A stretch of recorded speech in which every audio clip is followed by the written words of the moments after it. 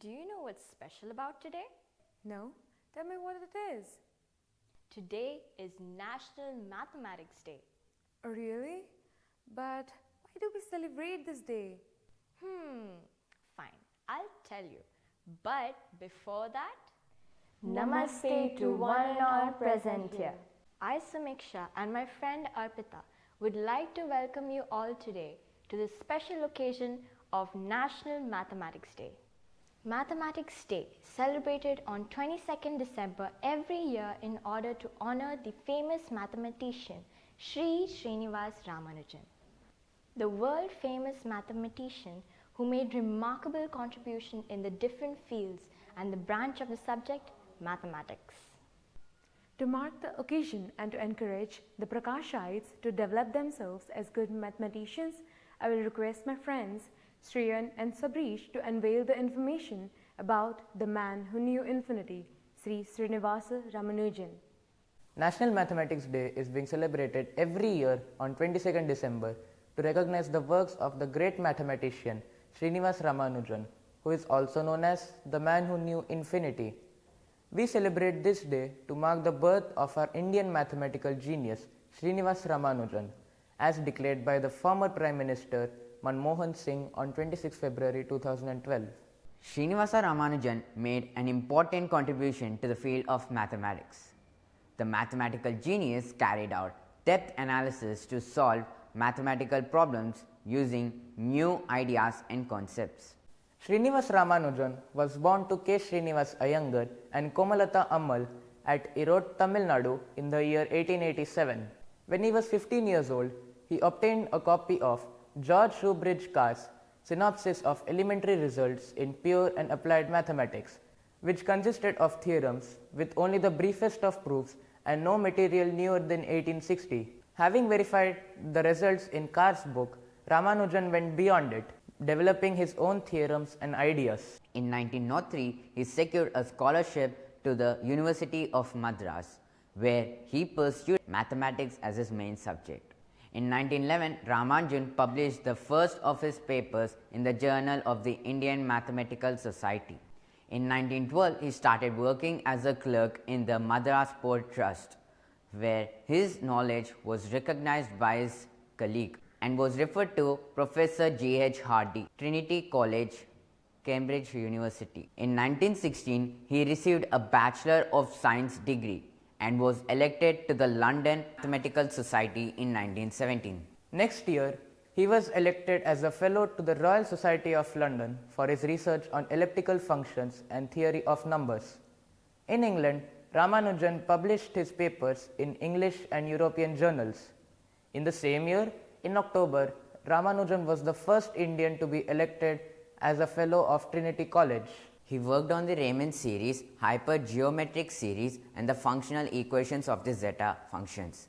He also worked on the theory of the divergence series, where he invented a technique to find the value of sum of such series called Ramanujan summation.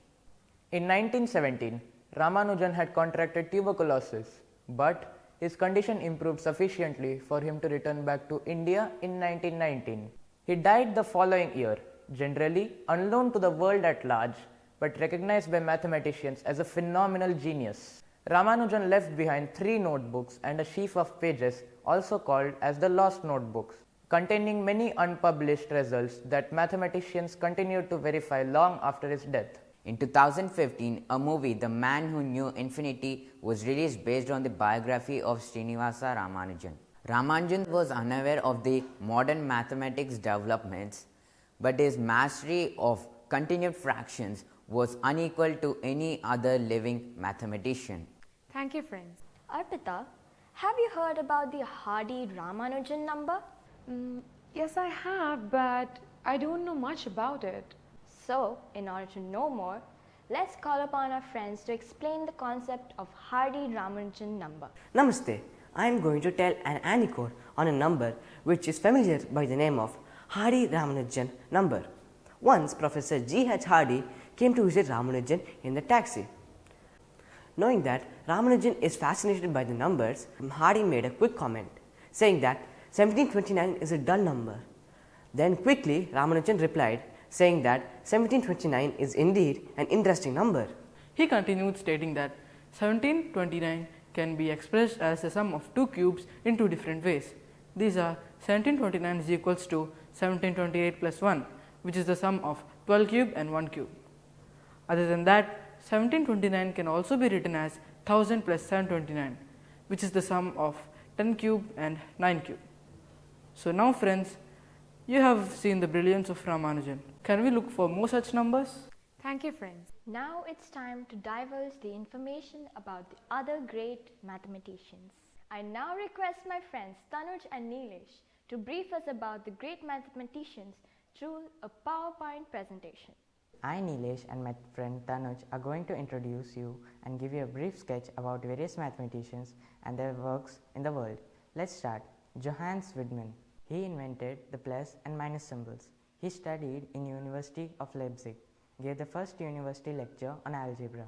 Around 1495, Widman published the Latin writings Algorithmus Linealis, Algorithmus Minutiarum Physicarum, etc. Johann Heinrich Rahn. He invented the division and therefore symbols. He is the author of the book Teutsky Algebra. He is the mayor of the city Zurich. Christoph Rudolph. He invented the square root symbol. He studied in the University of Vienna. He is the author of the first German textbook Algebra. Thomas Harriot. He invented the greater than and lesser than symbols. He studied and completed his bachelor degree in St. Mary Hall, Oxford University. His scientific career was astronomy and ethnography. William Otter.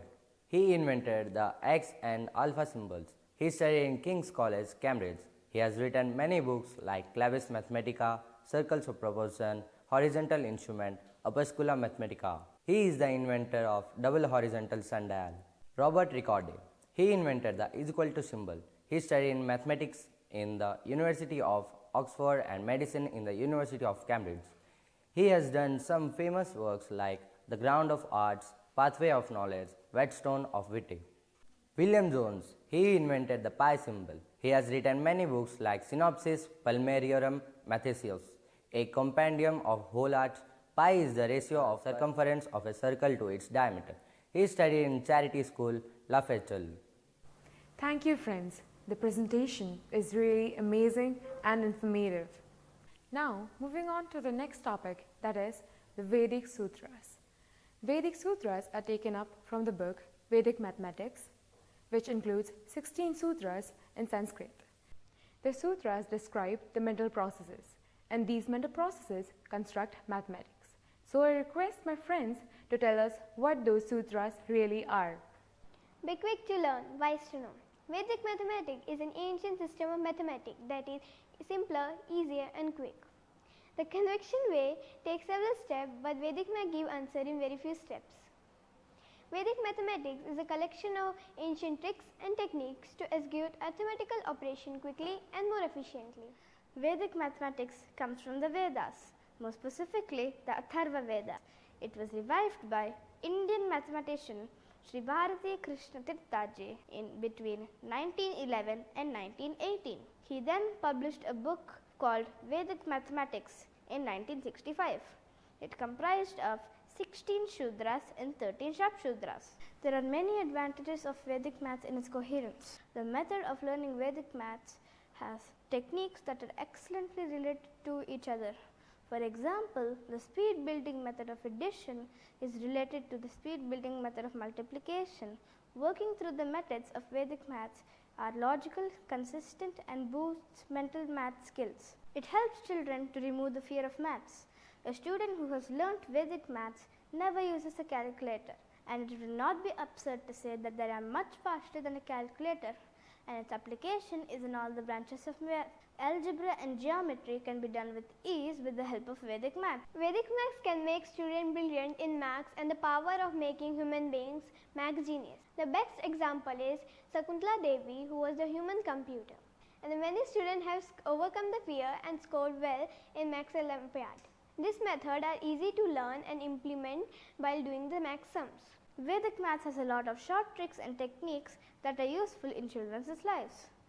It enhances self-confidence and self-interest in maths. Learn Vedic maths and become a math genius. Thank you, Lalita and Manya, for reminding us about the hidden treasures in Vedic mathematics. Now, some of our friends are going to explain few Vedic sutras. Namaste.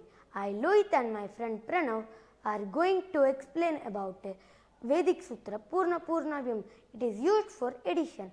Purna Purnabhyam its literal meaning is completion of a base number in multiples of 10. Addition of large numbers made easy through this sutra. The rule is spot those numbers which are paid would result in a rounded result. The above complementary table will help you in making such pairs immediately. Rearrange the numbers and add as per the pairing of numbers. Now, my friend will continue further. For example, add 26, 59, 34, 66, 11 and 14. The step 1 is to pair the complementary numbers from the above example. Here the pairs are 26 and 14, 59 and 11, 34 and 66. Now rearrange them as 26 plus 14 is equal to 40, then 59 plus 11 is equal to 70. The same way 66 plus 34 is equal to 110. Now the final total is 210. Thank you. Namaste one and all. Me Rishi and my friend Janit will explain a Vedic sutra called Sankalana Vyakalnabhyam. The literal meaning of Sankalana Vyakalnabhyam is addition and subtraction. Sankalana means addition, Vyakalnabhyam means subtraction. While doing this can be applied. We write all the numbers in expanded form and adds the tens digit and ones digit separately. At last, add the tens and ones digit separately for the final result. From now onwards, my friend Janit will give you an example. Let us take an example. Add 94, 89, 78, 92, 63 and 45. While adding these numbers in the traditional way, it is so longer and there will be many carriers. Let's use this sutra for adding this number. Let's see the easiest way. Let us write all the numbers to the nearest tens in the expanded form. 94 can be written as 90 plus 4, 89 can be written as 90 minus 1 and 78 can be written as 80 minus 2, 92 can be written as 90 plus 2, 863 can be written as 60 plus 3 and 45 can be written as 40 plus 5. Let's add these 10 digit numbers. 90 plus 90 plus 80 plus 90 plus 60 plus 40 is equals to 550. Let's add the ones digit numbers. 4 minus 1 minus 2 plus 2 plus 3 plus 5 is equals to 11. Let's add to the tens to the ones. 550 plus 11 is equals to 561. Namaste. Myself Ritvik and my friend Vishal are going to explain one of the sutras, Nikilam Navatas Sharmam Dasataha. This method works faster when subtracted from multiples of 10. The literal meaning of this sutra is all from 9 and last from 10. The rule is as follows. In a subtraction, start moving from right to left. Replace every 0 from the left with a 9 and the last 0 with a 10. Also, the extreme left digit will get reduced by 1. Now do the simple subtraction to get the answer without borrowing. My friend Vishal will now explain you through an example. Let us take a look into this example. But before we proceed any further, let us discuss how traditional subtraction is done. In traditional subtraction, a lot of borrowing takes place, but according to this sutra, no borrowing will take place. According to this sutra, all the zeros must be converted to 9 except the last 0, and the leftmost digit must be reduced by one number. Hence, 40,000 will be converted to 3, 9, 9, 9 and 10. Now we must proceed by traditional subtraction. Let us start from here. 10 minus 9 is 1, 9 minus 8 is 1, 9 minus 2 is 7, 9 minus 3 is 6 and 3 will come here. Hence we get the answer 36,711. Friends, have you seen how easy it is to do subtraction using this sutra? Thank you. Namaste. I, Kuldeep, and my friend Sakyam are here to explain an important Vedic sutra, Antyodhaskapi. This is applied for multiplication. This Vedic sutra has limited application and is valid as long as the sum of unit digit at multiplicand and multiplier is 10 and the remaining digits are the same. The final product will consist of two parts. Right hand part, the product of unit digit is to be written, and in the left hand part, the product of remaining digit is to be written. My friend will continue further. Example 86 into 84. Sum of unit digit 6 plus 4 is equal to 10. 6 into 4 is equal to 24. RHS of final product 8 into successor of 8 is equal to 8 into 9, that is equal to 72. LHS of final product. Therefore, 86 into 84 is equal to 7,224. Thank you. Hey Arpita, are we identical? No, of course not. Okay. Are twins identical? Maybe, maybe not. Why do you ask? Just to know about identicals. And now we have a friend with us who's going to tell us a short story related to the concept of identical, that is also known as similarity. Today, let me tell you a small story about twin brothers. Every morning, the twin brothers would get up early to get ready for their school. They were always very excited and energetic. The teachers at school were unable to differentiate between them as they had the same features like same kind of height, weight, complexion, facial features, etc. Do you know they have completed all their works on time? Everyone were astonished to see that. One day, math teacher gave an assignment to complete within 3 minutes. You know what was the assignment? He gave a tough Sudoku. To his surprise, both of them completed the task within 3 minutes. And after checking that, he came to know that both have done the numbering accurately. Later, he found that both have a similar IQ level. And he got an idea that he wanted to keep them as a model for a math concept. What is that concept? It's identical, that is congruent. What is a congruent? When the two figures or an object have the same shape and size, or if one has the same shape and size as the mirror image of the other, is known as incongruent, just like an identical twin brothers. Now, I would like my friends to informate how a congruent can be used in the triangles. Thank you. Yes, we also have few friends who are going to enlighten us about how the concept is used in triangles. Let us see the foremost congruency criteria, SSS, that is side-side-side congruency. We can say that two triangles are congruent if all the sides of one triangle are equal to all the sides of the other triangle, as shown in this figure. In the first pair of corresponding sides are equal in measure 15 centimeters. The second pair of corresponding sides are equal in measuring 13 centimeters, and also the third pair of corresponding sides are equal measuring 16 centimeters. Thus, we can say that these two triangles are congruent as all the three pairs of corresponding sides are equal in length. Namaste, I Nilesh from class 9th going to explain about SAS, that is side angle side. When two pair of corresponding sides and one pair of included angle are of equal measure, then the triangle can be said congruent. In this figure, the corresponding side are equal to 15 centimeters, the other pair of corresponding side is equal to 17 centimeters, and one pair of included angle is equal to 40 degrees. Then the triangle are congruent. This way of proving congruency is known as SAS. I am going explaining about the ASA congruency. To prove two triangles congruent by the ASA congruency, we will need two pairs of corresponding angles which are equal and one pair of included side which are equal in length. As we can see in this model here, we have one pair of corresponding angles which are equal measuring 65 degrees and another pair of corresponding angles which are equal measuring 70 degrees. There is also one pair of included sides in between these angles which measures 21 centimeters and are equal. Hence, we can prove that these two triangles are congruent by ASA. Thank you, friends. What an appropriate way of explanation. Mathematics is not all about calculation on paper, but beyond that. Let me request my friends to exhibit few mathematical models and brief us about it. And mathematics is an interesting subject which exercises our brain. Mathematics is an interesting and the easiest subject if we know the correct formula and trick. In maths, everything is in order. Mathematics helps us in calculating addition, subtraction, multiplication and division. So let us begin. Today we are going to be looking at some basic geometrical concepts. Geometry is the study of different types of shapes, figures and sizes in maths.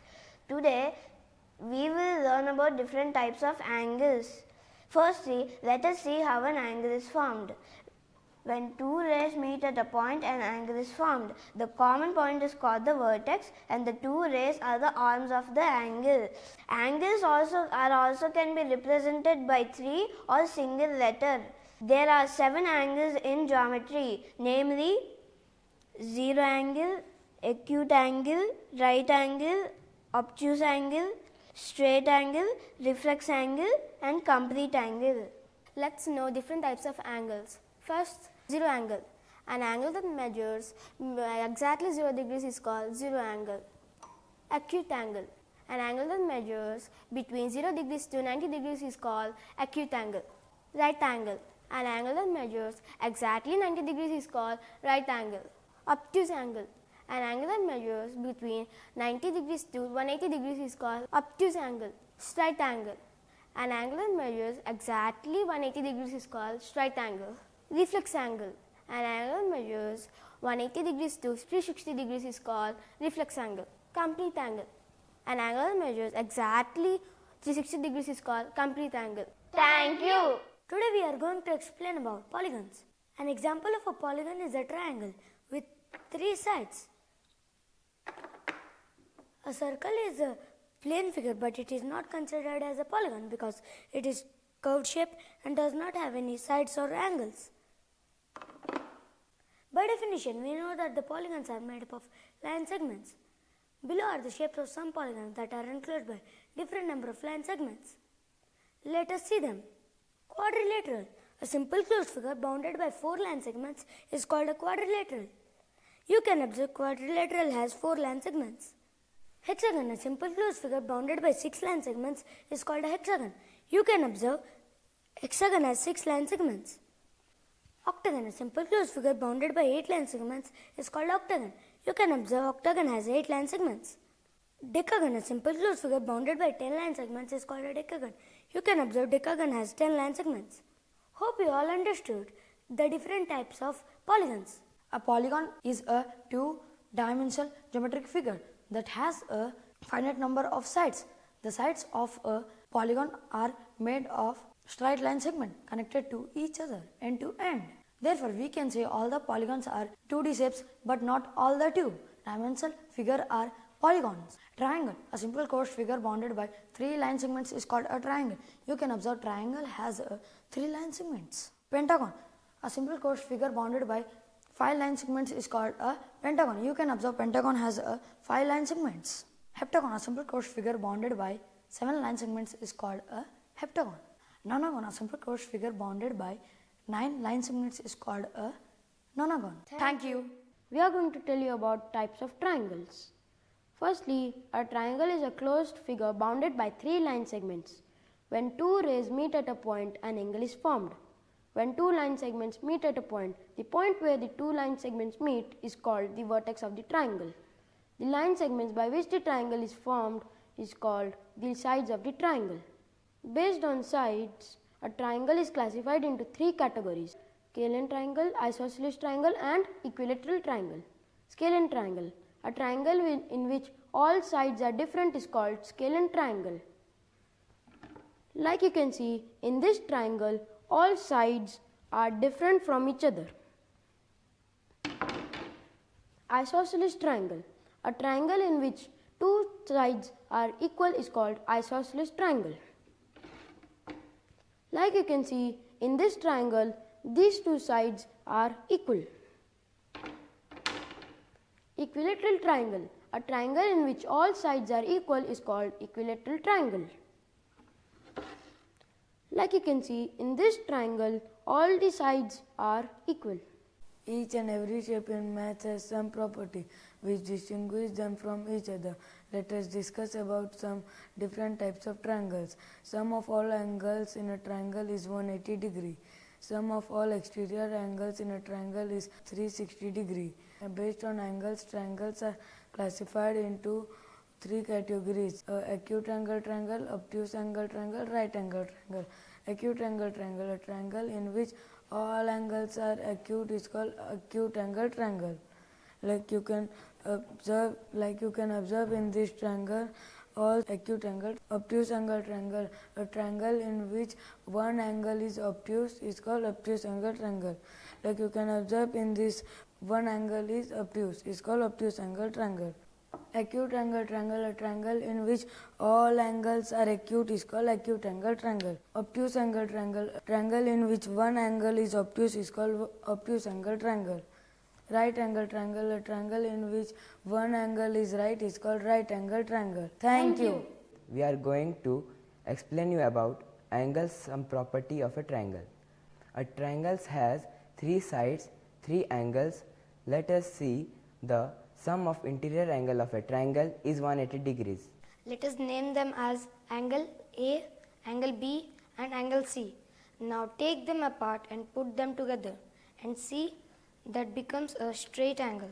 The measurement of a straight angle is 180 degrees, which gives the proof that the sum of the angles of a triangle is 180 degrees. Thank you.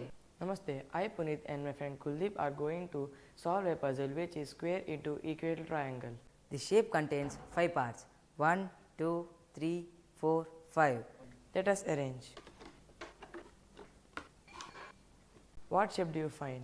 It is an equilateral triangle. Thank you. Namaste, myself Dikshit and my friend Sanjit are going to explain the identities a plus b whole square and a minus b whole square. My friend Sanjit will prove a plus b whole square. The area of this frame is equal to a plus b whole square. So as per this, I am dividing it into 4 parts. I am taking this as A, B and A and B. As per this, this square is equal to A into A, that is A square. This B into B, that is B square, and A into B, that is AB. Here also this is a rectangle AB. Now adding this all, we get A square plus AB plus B square. And now we can conclude that A plus B whole square is equal to A square plus 2AB plus B square. Now friend, this will continue. The area of this figure is a square. One side is equal to a. I am going to take this as b, this as a minus b. I am going to divide it into 3 parts. The area of this green color square is a minus b into a minus b, which gives a minus b square. This area of rectangle is a into b, which gives ab. The area of this rectangle is b into a minus b. If I subtract these 2 rectangles from a square, I am going to get a square minus ab plus b square. So I can conclude that a minus b whole square equal to a square minus 2ab plus b square. Thank you. Are going to prove that sum of exterior angles of any polygon is 360 degrees. Let us start with triangle. Triangle consists of 3 exterior angles and 3 interior angles. Now we put them together.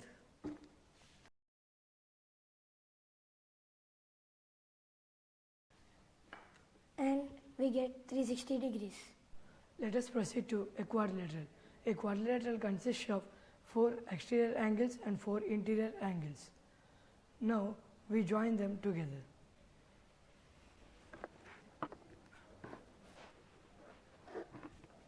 We get 360 degrees. We check further to pentagon. A pentagon consists of 5 exterior angles and 5 interior angles. Now we join them together.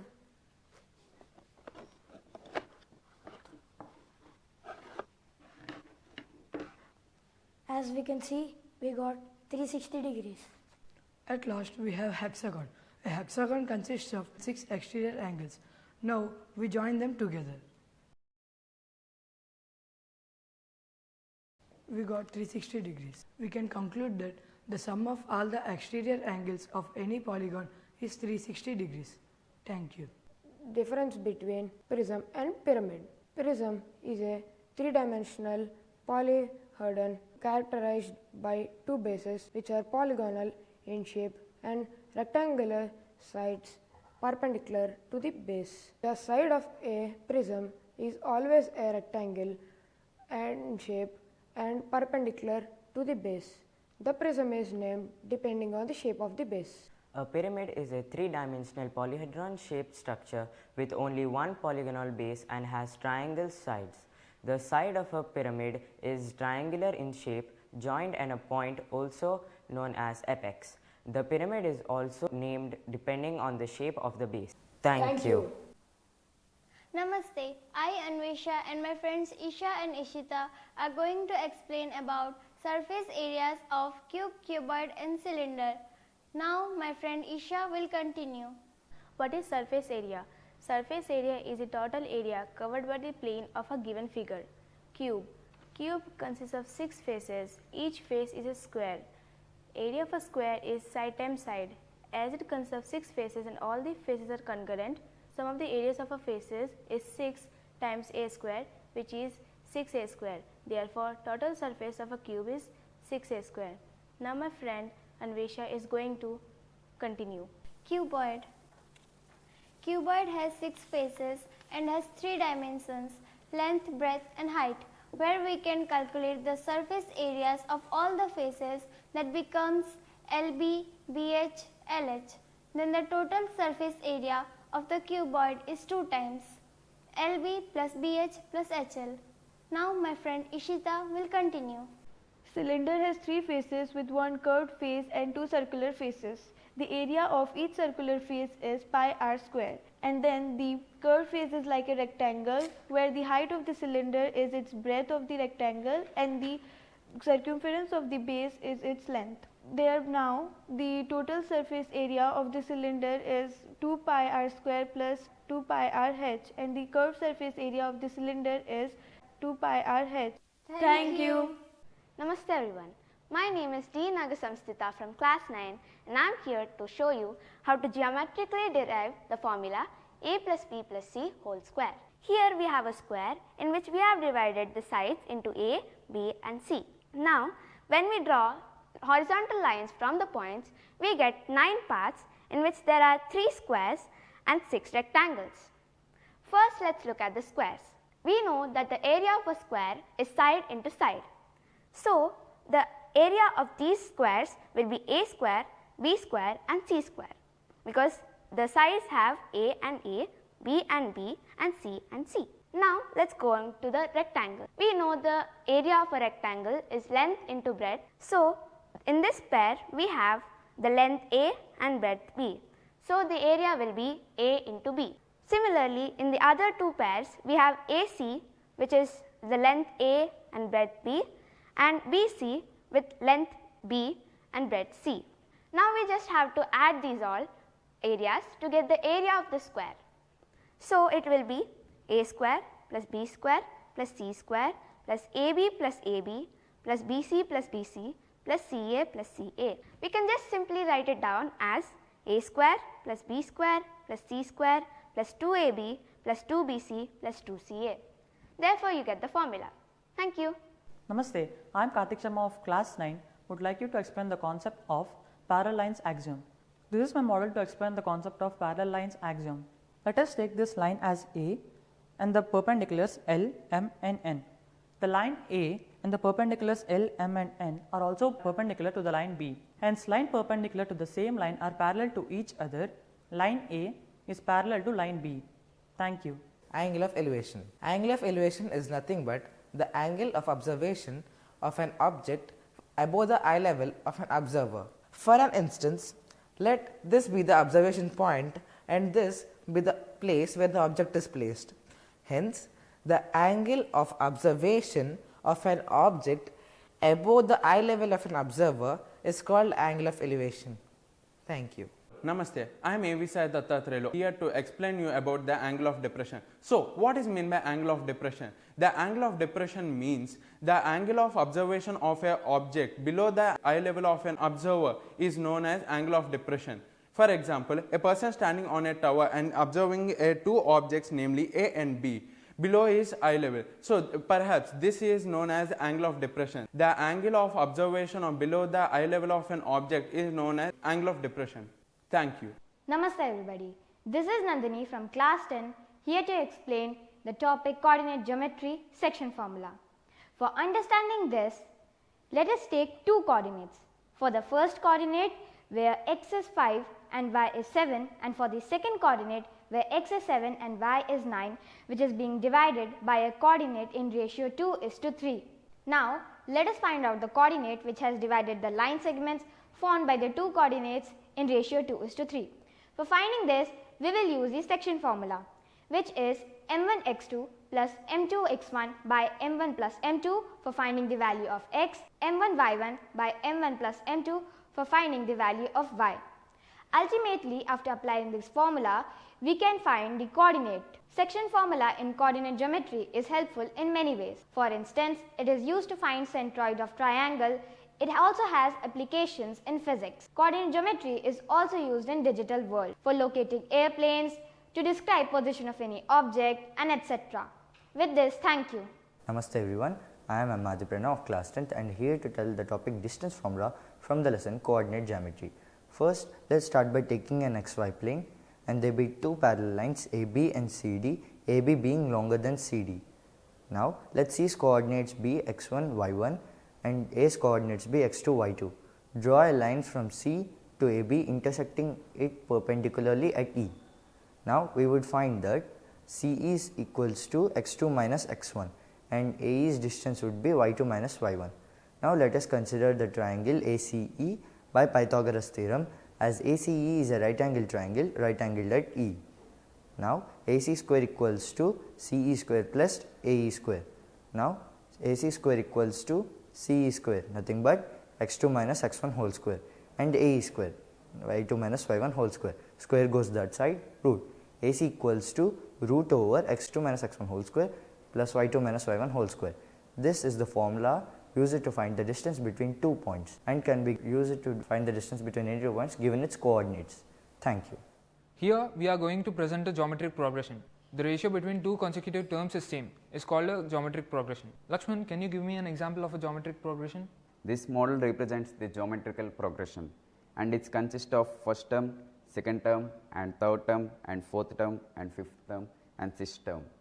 And the first term is 1 unit and the second term is 2 units and similarly the third term is 4 units and the fourth term is 8 units and the fifth term is 16 units and the sixth term is 32 units. The ratio between any two consecutive terms is same and the ratio between the second and the first term is 2 by 1 is equal to 2. Like that, similarly up to 32 the ratio is constant. So, this model represents the geometrical progression where the ratio is same throughout the model.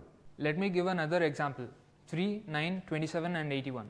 In this sequence, the ratio between the two consecutive terms is the same, which is 3. Hence, this is a geometric progression. Thank you. Here to speak about our topics, arithmetic progressions and their basics. So, let me start my topic with sequence. A sequence can be defined as collection of any number of objects, for example, numbers, things, etc. And when such a sequence forms a particular pattern is known to be as progressions. If in a progression the difference between the two consecutive terms is a constant, then that difference is said to be a common difference. This is one of our models from mathematics lab describing how an arithmetic progression can be identified. Taking this one as first term, this one as second term, and so on, we have here up to 7th term. It is clearly visible that the difference between the second term and the first term is 2 units. Similarly, the difference between the third term and the second term is also 2 units. And when we go to last 2 terms, that is 7th term and 6th term, it is surprisingly also 2 units. Let us assume as this is the first term and the common difference as d. Therefore, the second term is obtained by adding the first term and the common difference. Similarly, the third term can be obtained by adding the first term and the twice of the common difference. So, like that, if there are n number of terms, the formula for calculating the n terms is a plus n minus 1 into d. So, Rajiv, I would like to ask you that what is the difference between a sequence and a progression? Sequence does not follow a pattern, whereas progression follows a pattern. Therefore, every progression is a sequence, but not every sequence is a progression. Rajiv, one more question I would like to ask you, that if the common difference of an arithmetic progression is 0, would it be called as an arithmetic progression? Yes, it will form an arithmetic progression, because if we have a certain sequence like 3 3 3 3 or 2 2 2 2, since the difference is 0, it will form an arithmetic progression. Thank you. And today I stand before you to explain about the topic ellipse. Science has developed a theory of fixed lines and points called conics. From this theory, we can infer that in a given plane, a fixed line is called the directrix and a fixed point is called the focus. If we plot a point in this given plane, we can infer 3 different cases. Case 1, the distance from the given point to the focus, if it is greater than the distance from the given point to the directrix, a hyperbola is formed. Case 2, if the distance from the given point to the focus is equals to the distance from the given point to the directrix, a parabola is formed. Case 3, if the distance from the given point to the focus is less than the distance from the given point to the directrix, an ellipse is formed. An ellipse is our today's topic. Now, if we consider 2 points P and Q, the sum of the distances of P1, PS1, PS2 and QS1, QS2 are constant. In the same case, if we take all other points, we get the sum of their distances as constant. We can conclude that the locus of all these points where the sum of their distances from these two fixed points are always constant, and therefore they form an ellipse. Thank you. On the occasion of National Mathematics Day, Sri Prakash Vidya Niketan had organized few activities. The first activity that was organized was relay race, where the students had to run by solving the problems. The next activity was merry-go-round game, which was played using the digits of Ramanujan numbers. Formation of Hardy-Ramanujan number 1729 was displayed by the students. Last but not the least, students also organized an exhibition on mathematical models. I now request my friend Priyanka to propose the vote of thanks. On behalf of Sri Prakash Vidya Niketan, I take the privilege to propose a vote of thanks on this special occasion. I profusely thank everyone for being a part of the celebration of Mathematics Day. I would like to thank our beloved Director Sir, the entire fraternity of Sri Prakash Vidya Niketan, students, participants, parents and well-wishers for all their efforts and making this day even more memorable. Thank you all.